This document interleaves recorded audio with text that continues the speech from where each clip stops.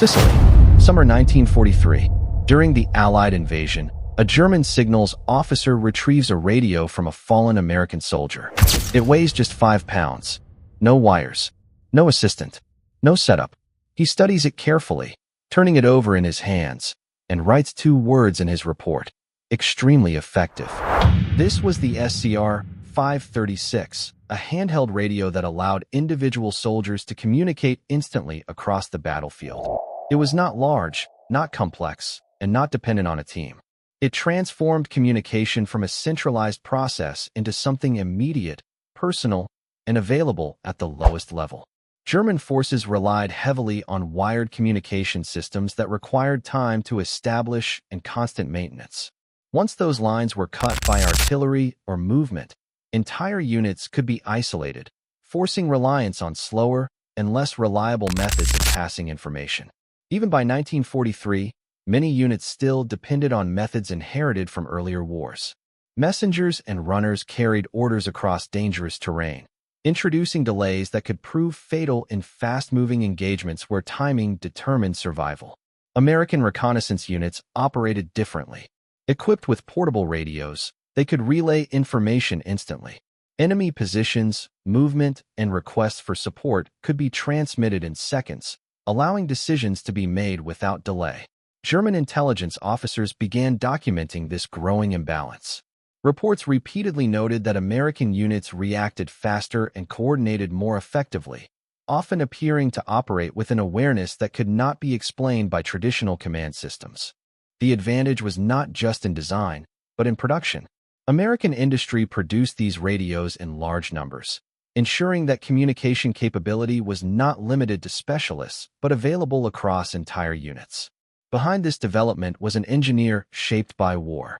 A Polish immigrant displaced by conflict brought a different perspective to design, one that prioritized simplicity, reliability, and usability under battlefield conditions.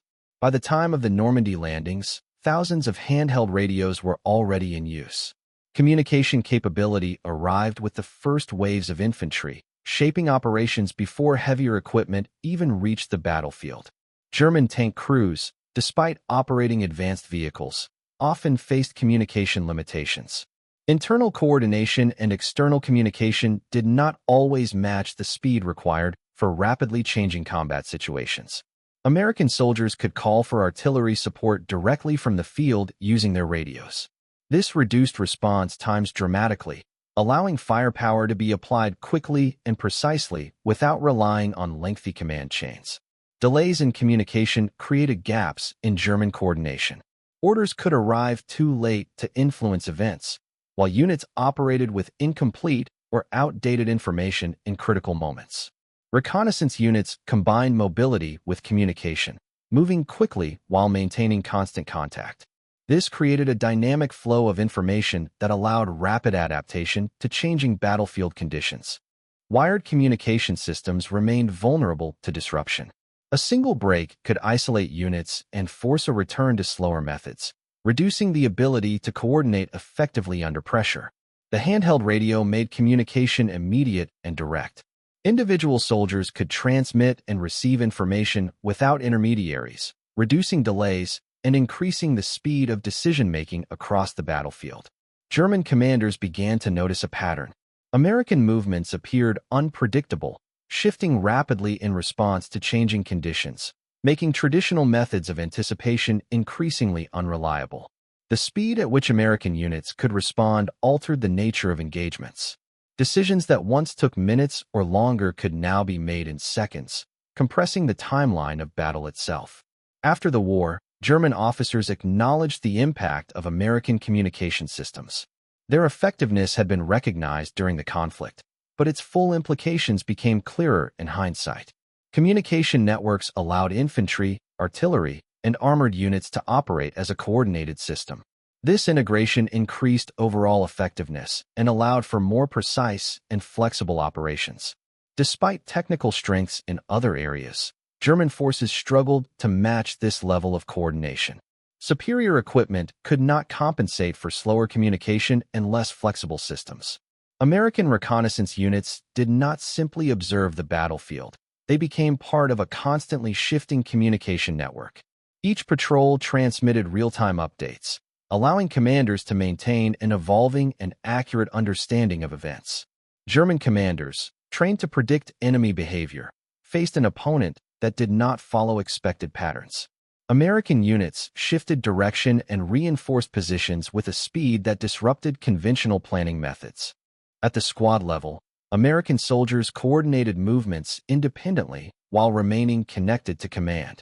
This balance of autonomy and communication created flexibility without sacrificing cohesion. For German units, even minor communication delays could escalate into larger problems. A message delivered too late could result in missed opportunities or failed coordination during critical moments. American units could redirect artillery support almost instantly through radio communication. This allowed them to maintain pressure and adapt firepower quickly in response to changing battlefield conditions. German attempts to develop comparable portable communication systems came late in the war and failed to match the simplicity and scale of American production, limiting their effectiveness. Synchronization between units became a defining strength of American operations. Infantry, armor, and artillery could coordinate in real time, adjusting movements as new information became available. German tank crews, despite operating powerful vehicles, often struggled with coordination. Communication limitations meant that even advanced machines could be isolated during key engagements. The combination of mobility and communication allowed American reconnaissance units to operate unpredictably. They could move, report, and adapt continuously, preventing opponents from establishing reliable patterns. Real-time information flow transformed decision-making. Commanders could respond immediately to developments rather than relying on delayed reports, reducing uncertainty across the battlefield. American units could coordinate directly with air support, integrating ground and air operations into a unified system. This increased flexibility and expanded their ability to respond rapidly to threats. Slower communication often led to confusion within German units. Decisions were sometimes based on outdated information, increasing the risk of miscoordination and operational failure. The ability to coordinate multiple units simultaneously allowed American forces to apply pressure across different areas, creating advantages that could be exploited quickly and effectively. German reports increasingly reflected uncertainty about American tactics.